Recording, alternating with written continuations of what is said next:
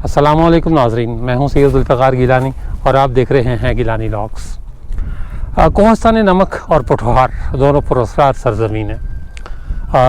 सदियों तक मुख्तलिफ़ हुक्मरानों ने इस पर हुकूमत की और जाते हुए अपने निशान छोड़ गए। कहते हैं चकवाल का ज़िला और रावलपिंडी का ज़िला जो वादी स्वां का कभी एक हिस्सा हुआ करता था, स्वां सिविलाइजेशन का, यहाँ सदियों पुरानी तहज़ीब जो है मौजूद है। यहाँ तक कहा जाता है कि 40 लाख साल पहले तक इंसान यहाँ आबाद थे, यानी चकवाल में और रावलपिंडी के इलाके में। वो चले गए और अपने पीछे निशानियाँ छोड़ गए। उसके बाद जब नई तहज़ीब ने जन्म लिया तो लोगों ने अपने तौर तरीक़ों से इमारतें बनानी शुरू की। मैं इस वक्त ज़िला चकवाल में कल्लर कहार से कोई 22 किलोमीटर के फासले पर एक जगह मौजूद हूँ जिसे मलोट कहा जाता है। ये मेरे पीछे आपको एक ढांचा नज़र आ रहा होगा। कहते हैं ये किसी ज़माने में एक किला था। कोहस्तान नमक में और अपना चकवाल के इलाके में और पोठोहार के हिस्से में इस तरह के कई किले इमारतें फैली हुई हैं। कुछ की तारीख़ है, कुछ की नहीं है। मंदिर बेआबाद पड़े हैं, गुरुद्वारे वीरान हो चुके हैं और जो किसी ज़माने में किले हुआ करते थे वो खंडरात में तब्दील हो चुके हैं। और खंडरात भी क्या रह गए हैं, ये 2 इमारतें रह गई हैं। ये मलोट के किले का बाकी मानदा हिस्सा है। ये इस वक्त आपको अपनी स्क्रीन पर नज़र आ रहा होगा। इसके बारे में ये कहते हैं कि ये किसी ज़माने में मलोट का किला था। 980 ईस्वी में इसको राजा मल ने तामीर करवाया और जो इसका जो इस पर नक्शो निगार बने हुए हैं, जो इसका अंदाज़े तामीर है, ये यूनानियों के जाने के बाद का है। जब अलेक्जेंडर यहाँ 326 कबल मसीह में हमलावर हुआ और उसने जो है वो अपनी फ़ौज का कुछ हिस्सा यहाँ छोड़ा और जब वो यहाँ से गया तो उस दौर को जो है वो ग्रीक पीरियड कहा जाता है, क्योंकि कुछ अरसा यूनानियों ने यूनानी गवर्नर्स जो थे उन्होंने इस पर हुकूमत की थी। और जब वो चले गए चंद्रगुप्त मौर्य, बिंदुसार और उसके बाद अशोका, ये वो लोग हैं जिन्होंने हिंदुस्तान को उसका पुराना रंग वापस दिया और नए सिरे से तामीरात करानी शुरू की। ये जो है वो इस वक्त मैं कम से कम कोई मेरा ख्याल 3000 फुट की बुलंदी पर खड़ा हूँ और ये सिर्फ 2 ढांचे बाकी रह गए हैं जो मैं आपको दिखा रहा हूँ। एक किला मलोट और इसकी सामने वाली पहाड़ी पर जो है वो एक ज़माने में एक और किला हुआ करता था जिसको कहते हैं मलकाना। तो ये जो 2 यादगारें बाकी रह गई हैं, बस ये इसका हिस्सा है। ये हिंदुओं का एक मुक़द्दस मंदिर, बड़े खूबसूरत इसके नक्शो निगार बने हुए हैं। अगर मैं जो है वो बुलंदी पर जाकर आपको जो है वो करीब से दिखा सकता तो आपको अंदाज़ा होता कि मतलब ये मंदिर कितनी खूबसूरत अंदाज में बनाए गए थे। इनके पीछे जो है वो बड़ी छुपी हुई कहानियाँ हैं, लेकिन अब वो कहानियाँ ख़त्म हो चुकी, दब चुकी वो कहानियाँ। किसी को नहीं पता कि इनके पीछे क्या था। ये अच्छा खासा जो है वो ऊंचाई पर है और मैं मतलब वहाँ तक पहुँच नहीं पाता, लेकिन ये इसके बारे में ये कहते हैं कि ये को तकरीबन 19 मीटर से ज़्यादा बुलंद है, यानी यूँ कह लें कि 60 फुट के लगभग बुलंद है।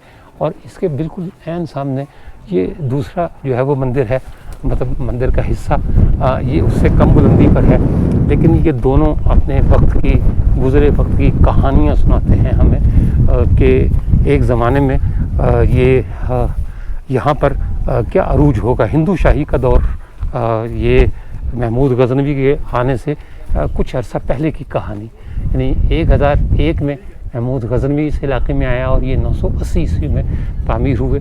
हिंदुओं की हुकूमत थी उस दौर में भी और जाते हुए वही अपनी निशानियाँ छोड़ गए। लेकिन ये चूँकि अब हमारे पास है, हमारा हिस्सा है, ये हमारी बदकिस्मती है कि हम इसकी जो है वो हिफाजत नहीं कर पाए।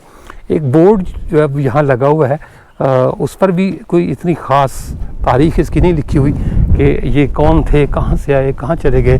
बस ये इमारतें रह गई हैं, खंड रह गए हैं कि इनकी जो है वो वीडियोज़ बना के हम जो है वो लोगों को दिखाते रहें और एक गुमगुश्ता तारीख़, गुमशुदा तारीख़ वो जो है वो आपको बताई जाए। मलोट की किला मलोट अब कुछ नहीं रह गया। ये देखें, ये सामने वाला जो है वो मंदिर आपको दिखाई दे रहा होगा। ये छोटा मंदिर था और ये बड़ा मंदिर है। کبھی ان مندروں کے ارد گرد ایک مضبوط قلعہ ہوا کرتا تھا جس کی بلند فضیل زمانے ہوئے ختم ہو چکی۔ ملوٹ ضلع چکوال کا ایک گاؤں ہے۔ یہاں جاتے ہوئے جپسم کی پہاڑیاں نظر آتی ہیں۔ راجپوتوں کی تاریخ کے مطابق ملوٹ نام ملک کوٹ کی بگڑی ہوئی شکل ہے۔ ان کا ماننا تھا کہ ملک کا لقب اسے دیا جاتا تھا جس نے دہلی کے مسلمان بادشاہ سے الحاق قبول کیا ہو اور اس کے بدلے میں ملک کو تفویض کردہ علاقے میں مکمل خود مختاری دے دی جاتی تھی۔ مغل بادشاہ ظہیر الدین بابر کا سفر نامہ تو اس کے بابری بھی ملک کوٹ، مل کوٹ اور پھر ملوٹ کی تصدیق کرتا ہے۔ قلعہ ملوٹ تو منہدم ہو چکا، لیکن اس کے یہ دو مندر کسی حد تک صحیح حالت میں ہیں۔ یہ چکوال شہر سے 40 کلومیٹر دور واقع ہے، جبکہ کلر کہار سے چند کلومیٹر کے فاصلے پر چوہا سیدن شاہ کٹاس روڈ پر جلیبی چوک سے ان مناظر اور آنجہانی قلعے کا فاصلہ تقریباً 14 کلومیٹر ہے۔ ملوٹ گاؤں کے ساتھ ہی پہاڑ کی عین چوٹی پر قلعہ اور مندر تعمیر کیے گئے تھے۔ سرخ پتھر تراش کر چاروں اطراف خوبصورتی پیدا کی گئی تھی۔ دونوں مندر تقریباً 6-7 فٹ بلند چبوترے پر تعمیر کیے گئے۔ ان کی دیواروں پر مورتیاں اور ان کے نیچے شیر اور دوسرے جانوروں کی شکلیں بنائی گئی تھی۔ اس میں ریتلا پتھر استعمال ہوا تھا جو موسم کے اثرات سے متاثر ہوتا ہے، چنانچہ سنگ تراشی کے نمونے ریتلا پتھر ہونے کی وجہ سے ختم ہو گئے۔ اس کے بارے میں جنرل کننگھم کا کہنا ہے کہ یہ مندر اندر کی طرف 18 مربع فٹ تھا۔ مشرق کی طرف دروازے کے قریب ایک محرابی شکل کی عمارت تھی۔ باہر کی طرف چاروں کونے سجائے گئے تھے اور ایسے محراب جن پر آرائش و تزئین کی گئی تھی، ہر مینارے پر دوزانوں شکل نظر آتے تھے۔ چبوترے کے ارد گرد نقوش کے آثار ملتے ہیں۔ اس کا مجموعی تاثر شاندار اور خوبصورت ہے، البتہ زمانے نے اس کے قدیم حسن کو مجروح کر دیا ہے۔ اس کی بلندی 350 فٹ تک ہے۔ مندر کا داخلی حصہ سادہ نظر آتا ہے اور اس میں کسی بت کے آثار دکھائی نہیں دیتے۔ روایت ہے کہ اس جگہ شیو لنگ نصب تھا، اور غالباً یہ روایت صحیح ہے کہ یہ بدھ مندر نہیں تھا۔ اس کا دروازہ مندر سے 58 فٹ مشرق کی طرف تھا۔ یہ بڑی بھاری اور مضبوط عمارت ہے۔ ستون خالص کشمیری فن تعمیر کا نمونہ ہے۔ کشمیری مندروں کی نسبت ان پر یونانی فن تعمیر کا زیادہ اثر ہے۔ ستونوں کے ارد گرد نیم دائرے کی وسعت میں ابھرے ہوئے نقش بنے ہیں جو کسی زمانے میں بہت خوبصورت ہوں گے۔ کہا جاتا ہے کہ اس مندر کو پانڈوؤں نے تعمیر کیا تھا، اور کشمیر کے مندروں کے بارے میں بھی یہی کہا جا سکتا ہے۔ اس قلعے کا طول مشرق سے مغرب کو 2000 فٹ اور عرض شمال سے جنوب میں 1500 فٹ بتایا جاتا ہے۔ جنوب کی جانب اندر کوٹ ایک بلند سطح پر واقع تھا جس کی لمبائی 1200 فٹ اور چوڑائی 100 فٹ تھی۔ یہ 3 اطراف سے عمودی چٹانوں سے گھرا ہوا تھا جن کی بلندی 100 فٹ سے 300 فٹ تک ہے۔ قلعے کے داخلی دروازے کی طرف کھڑی چڑھائی آتی ہے۔ یہاں 2 انگلی نما چٹانیں ہیں جو ہزاروں فٹ نیچے سے آ رہی ہیں۔ غالباً یہ کبھی سرچ ٹاور ہوا کرتی تھی۔ ایک زمانے میں یہاں کنگرزار دیوار بھی تھی جو دروازے کے ساتھ بنے حجروں سے جڑی ہوئی تھی اور شمالی سمت سے قلعے تک پہنچنے میں رکاوٹ تھی۔ آج اس دیوار کا ایک حصہ اور ٹوٹ پھوٹ کے شکار 2 دروازے کسی حد تک موجود ہیں۔ جنجوعہ خاندان کے اس انتہائی اہم قلعے کے ارد گرد کی تقریباً تمام دیواریں یا تو خود منہدم ہو چکی ہیں یا کر دی گئی ہیں۔ غالباً اس کی وجہ خزانہ، نوادرات، مورتیوں اور سکوں کی تلاش تھی۔ تاہم مضبوط دیواروں اور عمارتی چٹانوں کے ثبوت ہر جگہ بکھرے ہوئے ہیں جو جنوبی سمت کی ٹیکری پر 2000 فٹ کے فاصلے تک موجود ہیں، لیکن اب جنگل میں چھپ چکے ہیں۔ جنرل کننگھم کے اندازے کے مطابق قصبہ ملوٹ اور قلعہ ملوٹ اپنے زمانے عروج میں 2.5 میل کے رقبے پر آباد تھے۔ جنرل ایبٹ اس کا نام شاہ گڑھ یا شاہی گڑھ بتاتا ہے، لیکن جنجوعہ روایات کے مطابق اس کا نام راج گڑھ تھا۔ جہاں تک ملوٹ کے وجہ تسمیہ کا تعلق ہے تو اس سلسلے میں ایک اساطیری روایت کے مطابق جنجوعہ راجپوتوں کے ایک مورث اعلیٰ کا نام ملو دیو، ملو یا راجہ مل کی نسبت سے اس کا نام ملوٹ پڑا۔ یہ بھی کہا جاتا ہے کہ راجہ مل کو سلطان محمود غزنوی نے اپنے دوسرے حملے میں مسلمان کیا اور اس کا نام عبد الحکیم رکھا تھا، لیکن تاریخ راجپوتہ کے مصنف کے مطابق ملوٹ ملک کوٹ کا مخفف ہے۔ اس کے علاوہ گھڈوگ راجپوتہ کی ایک قلمی تحریر کے مطابق اس قلعے کی تعمیر کا سن 980 بتایا گیا ہے۔ 1888 میں جب جنرل کننگھم یہاں آیا تو اس نے اس قلعے کو منہدم پایا۔ 1947 سے قبل بانی ذات کے ہندو برہمن ان مندروں کی دیکھ بھال کرتے تھے۔ بعض تاریخی کتابوں کے مطابق بابر نے 1526 سے 1530 کے درمیان ہندوستان پر حملے کے دوران دولت خان لودھی سے یہیں ہتھیار ڈلوائے تھے۔ مہاراجہ رنجیت سنگھ کے باپ مہان سنگھ نے بھی یہاں ایک چھوٹا سا قلعہ تعمیر کرایا تھا، لیکن اب کسی بھی قسم کے قلعے کے آثار باقی نہیں رہ گئے۔ ایک اور روایت کے مطابق سالٹ رینج میں جنجوعہ حکمران غیر ملکی حملہ آوروں کا نشانہ ہوتے تھے، کیونکہ دہلی پر حملہ کرنے سے پہلے یہاں حملہ کیا جاتا تھا۔ اسی لیے 1005 میں محمود غزنوی نے حملہ کر کے اس سے پہلے اپنے زیر انتظام کر لیا، مگر بعد میں جنجوعہ شہنشاہ راجہ مال خان نے طاقت حاصل کرنے کے بعد اس پر دوبارہ قبضہ کر لیا۔ دوسری رائے کے مطابق یہ قلعہ راجہ مال خان نے تعمیر کرایا تھا۔ راجہ مال خان کے بارے میں بتایا جاتا ہے کہ وہ ایک ہندو راجپوت تھا، تاہم شہاب الدین غوری کے 1178 عیسوی میں ہندوستان پر حملے اور فتوحات حاصل کرنے کے بعد اس نے اپنے کچھ بیٹوں سمیت اسلام قبول کر لیا۔ ملوٹ قلعے کو 1860 کی دہائی میں جیولوجیکل سروے آف انڈیا کے دوران دریافت کیا گیا تھا۔ سر الیگزینڈر کننگھم نے سالٹ رینج میں آثار قدیمہ کے مقامات کے سروے کے دوران ملوٹ قلعے کے سامنے والے حصے کو حیرت انگیز طور پر جرأت مندانہ اور دلکش قرار دیا تھا۔ اس نے کہا کہ محراب کی اونچائی اور کونوں پر چکور ستونوں کی وسعت عمارت کا وقار ظاہر کرتی ہے، جسے اس کے نیم دائرہ نما ستونوں نے بہت زیادہ بڑھایا ہے۔ مقامی لوگوں کا کہنا ہے کہ ان قدیم عمارتوں اور مندروں کے نیچے قدیمی خزانے دفن ہیں۔ پاکستان کا یہ خوبصورت قلعہ نظر انداز ہونے کی وجہ سے ختم ہو چکا، باقی بچ جانے والے 2 مندر بھی جانے کب زمیں بوس ہو جائیں، جبکہ قلعے کے کھنڈرات جنگلی پودوں سے ڈھکے ہوئے ہیں۔ قلعے کی ہر طرف تازہ پانی کے چشمے اور درختوں کے گھنے جنگلات ہیں، جہاں ہر وقت تیز ہوا چلتی رہتی ہے۔ ملوٹ سے مشرق کی طرف تقریباً 3 میل کے فاصلے پر سپ گنگا کے مقام پر بدھوں کا ایک مندر ہے۔ اس جگہ پر میجر ایبٹ کو الیگزینڈر دی گریٹ کا تراشا ہوا ایک سر ملا تھا۔ اس کے ساتھ ایک چھوٹا سا ہندو مندر بھی ہے۔ آج کل اس علاقے کو ملکانہ کہتے ہیں۔ قلعہ کسک، قلعہ ملوٹ اور اس کے مندروں کے بارے میں تو بیشتر لوگ جانتے ہیں، لیکن اس کے قریب واقع ملکانہ مندر تاریخ کی دھول میں اب بھی گم ہے۔ شیو گنگا کے نام سے مشہور یہ مندر کلر کہار سے ڈلوال جانے والی سڑک پر ملوٹ اور ڈلوال کے بیچ سڑک سے کچھ اندر واقع ہے۔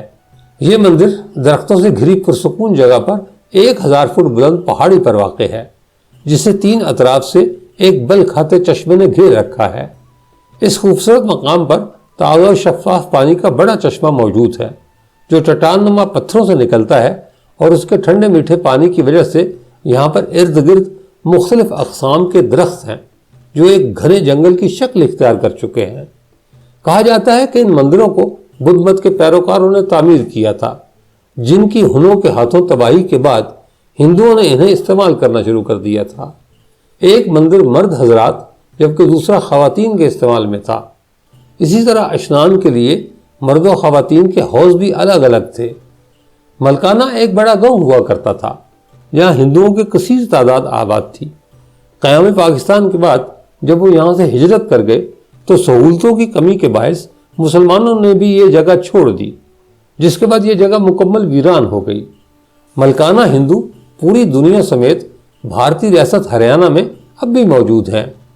فی الحال یہاں ہندوؤں کے چھوڑے اکا دکا گھر موجود ہیں، جو مندر کے بالکل پاس ہیں۔ کشمیری طرز تعمیر کے حامل ان مندروں میں درگا دیوی کی ایک قدیم مورتی بھی موجود تھی، مگر اب اس مورتی کے بارے میں کوئی معلومات نہیں۔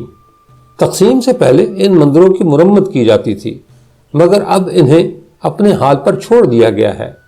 رہی سہی کسر پاکستان میں بسنے والے خزانے کے متلاشی جنونیوں نے اس کی توڑ پھوڑ کر کے پوری کر دی ہے۔ یوں تو ان مندروں کا طرز تعمیر باقیوں سے ذرا مختلف ہے، لیکن چھوٹا مندر کٹاس راج کے مندروں سے مماثلت رکھتا ہے۔ دونوں مندروں میں مختلف رنگوں سے نقش و نگار بنائے گئے تھے، مگر اب وہ مٹ چکے ہیں۔ بڑے مندر کی محراب اور مرکزی دروازے پر پتھروں کی مورتیاں، بیل بوٹے اور جانوروں کی شبیہیں بنی ہوئی تھیں جو اب مٹ چکی ہیں۔ میرے پیچھے ایک بورڈ لگا ہوا ہے، میں اس مطلب نیت سے یہاں آیا تھا، یہ سوچ کر آیا تھا کہ شاید یہاں کی کوئی تاریخ یہاں پر لکھی ہو، لیکن یہاں پر تاریخ نہیں لکھی ہوئی، بلکہ جگہوں کا تعارف لکھا ہوا ہے کہ جی بابا فرید کا غار یہاں سے کتنی دور ہے، 21 کلومیٹر، اور سوائق جھیل، کھنڈوا جھیل یہاں سے 14 کلومیٹر کے فاصلے پر، اور سنبل جھیل۔ چکوال کو ویسے بھی جھیلوں کا ضلع کہا جاتا ہے، علاقہ کہا جاتا ہے، اس لیے کہ یہاں بہت ساری جھیلیں ہیں، اور ان پہاڑیوں میں چھپے ہوئے بہت سے خزانے ہیں، کھنڈرات ہیں جو کھوجنے کی ضرورت ہے۔ تو اس کے بارے میں صرف اتنا ہی لکھا ہوا ہے کہ جی ملوٹ مندرات ضلع چکوال کے شہر کلر کہار سے تقریباً 22 کلومیٹر کے فاصلے پر واقع ہیں۔ یہ قدیم مندرات ہیں جو کہ 980 میں جو ہے وہ تعمیر کیے گئے۔ اس مقام پر 2 ہندو مندر موجود ہیں۔ کشمیری فن میں تعمیر کا ایک منفرد نمونہ ہے۔ کچھ روایات کے مطابق ملوٹ مندرات کا پتھر بھارت سے لایا گیا تھا، اور خاص بات یہ ہے کہ مغل بادشاہ ظہیر الدین بابر نے اپنی جو خود نوشت ہے اس کے بابری، اس میں بھی اس کا ذکر کیا ہوا ہے۔ تاریخ جو ہے وہ کم از کم میرے لیے ذاتی طور پر کبھی اتنی مطلب خوشی یا دلکشی کا باعث نہیں رہی۔ اس کی وجہ یہ کہ میں جہاں بھی گیا کھنڈرات نظر آئے، پتھر نظر آئے، دیواروں پر نام لکھے نظر آئے، اور اگر کچھ بچ بھی گیا ہے تو کسی کی چھت نہیں ہے تو کسی کی دیوار نہیں ہے۔ دوسرے ملکوں میں بھی جانا ہوا، خاص طور پر انڈیا میں بھی میں نے کچھ تاریخی جگہ دیکھی۔ انہوں نے تاریخ کو ہم سے کہیں زیادہ سنبھال کر رکھا ہوا ہے۔ پچھلے دنوں میرے ایک ویور نے ایک اپنے کامنٹ میں لکھا ہوا تھا کہ اگر تاج محل پاکستان میں ہوتا، کسی کھنڈر پر اس نے کامنٹ کیا ہوا تھا کہ اگر تاج محل پاکستان میں ہوتا تو یقیناً اس کی صورتحال بھی یہی ہوتی جو آج دوسرے کھنڈرات کی ہے۔ تو میں نے اچھا خاصا فاصلہ طے کیا۔ ایک بار پھر جو ہے وہ توقیر انور میرے ساتھ ہیں، وہ مجھے یہاں تک لے کر آئے، لیکن اس 3000 فٹ اوپر آ کر بھی ہمیں اگر کچھ ملا تو بھینس کا گوبر ملا۔ یہ ہم نے اپنی تاریخ کو جو ہے وہ اس طرح سجایا ہوا ہے۔ یہ پہلے بھی میں بہت دفعہ آپ کو دکھا چکا ہوں اس طرح کی چیزیں۔ یہ بھینس کا گوبر، یعنی بھینسیں یہاں تک آتی ہیں، لیکن ہمارے محکمہ آثار قدیمہ والوں کو یہاں آنے کی شاید توفیق نہیں ہوتی۔